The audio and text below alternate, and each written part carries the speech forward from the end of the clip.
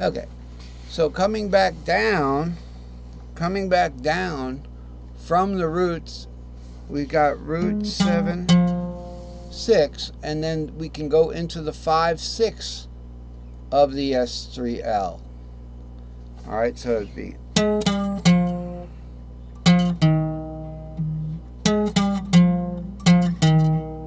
Okay, so.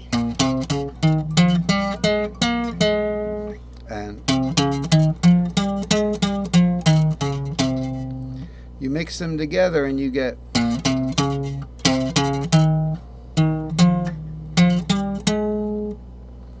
You see that?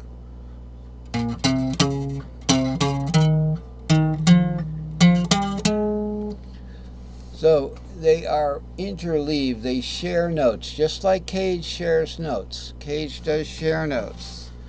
And that's an important thing to know. It really is. It's an important thing to know that they stack vertically. Let's reinforce this now. We're going to reinforce the idea, okay? I can't seem to get it over sideways as much as I'd like to. We're up here. We want to reinforce the idea that when we're climbing up the strings, okay, string 1, bottom string, next string up, next string up, next string up, next string up, next string up. See how these are the same note here? Because usually on guitar you've got the same thing, 2 3 4 2 3 4. It's just that in the pure patterns with all perfect fourths tunings, the pattern, goes up like this. How it's going. I have to do that backwards. That's why it looks a little awkward. So again, when going from this 2 to this 3, all right, we've got it to do it two ways. We can go straight over there, which is the whole step, right? Remember, if we're going from here to here, 2 to 5 is a perfect fourth, okay? And 2 to F sharp, D to F sharp is a perfect third, okay? Let's say 2 is, we're in the key of C. So D to F is a minor third, and D to E is a whole step. So that's why it's a whole step, okay? That's why it's a whole step from here to here. Or we could just take a whole step. Let's say we got this pattern here, 7R2. Where's the 7R2 there? Well, there's one, but that doesn't give us what we're looking to get to. We got this 7R2. Hey, wait a minute, we're off the chart there too. But luckily we have our double 7L pattern. So we got 7R2, okay, and instead of going a whole step up here, we're going to go a whole step to the right. And that way we stay on the string and we get freedom of movement. Now another way to get freedom of horizontal movement. So a lot of times you always want to do something different that you know how to do. I find that I always want to do something different that I know how to do. And we'll end the lesson with the rest of the lesson we're going to spend on these two charts right here. So another way to move horizontally in a hurry or just get somewhere is to use this stack of 3 extra long. It's right here, okay? This is the stack of 3 extra long. Where does it live and where does it come from? Where did that come from? Does it work? Yes, it works. If you start on the 5th of any key, all right, so I could start on A, which would be the 5th of D, right?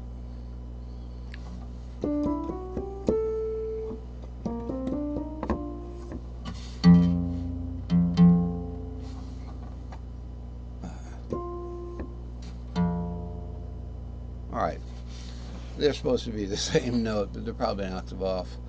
All right, so it'd be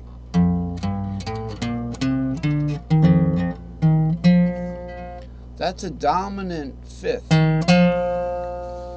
to 5 is a dominant, so that's your dominant scale. But you can pretty much get the root. And here's where it gets interesting. Let's look up here. You see this R, 2, 3, 4, 5, 6. Now this is basically, before we get too fancy, this is basically coming from the middle of a 7L. So whoops, we need cursor mode for a minute. We need cursor mode. Forget about that. That'll just be where our spacebar is. This is your 7L. This is that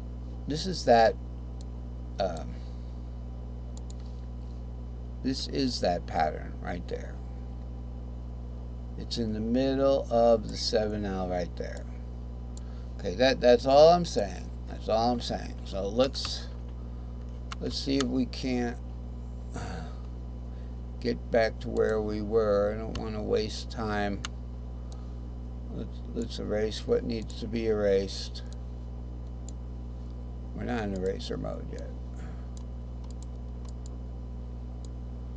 We got to get back to cursor mode. Okay. Where were we?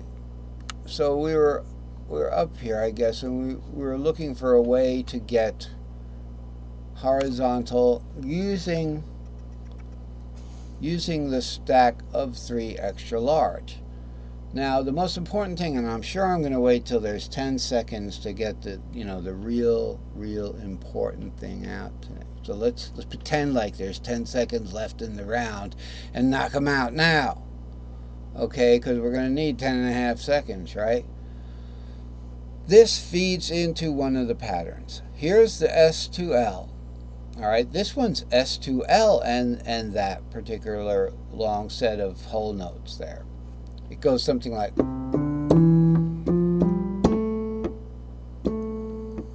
and then, okay, so it's not totally symmetrical. Okay, that's what it's doing.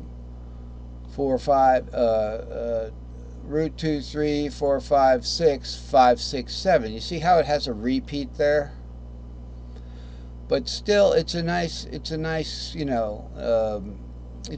way to just recognize that it's going up a scale. 5, 6, 7, root 2, 3, 4, 5, 6. It's following the scale there.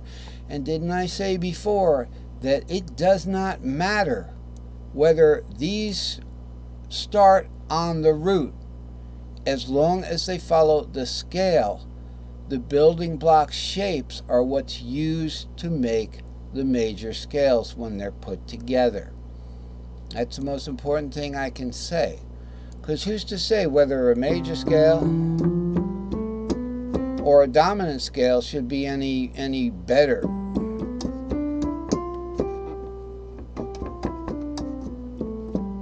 Something like that. It can be used to make a major scale. So if I just had a dominant scale like that, okay, I could make a major scale out of that if I started from the fourth of that dominant. See, and I didn't change any notes. It was the same notes from that dominant scale. So what I want to get to, we got about 30 seconds, is these long guys feed into the other pattern. So here's your in the S3S here, okay? You've got an S3S right here, but the 5, 6 of this S3S feeds into this pattern right there nicely. So you've got the 2, the 3, the 4, the 5, 6, and you can take the 7 up.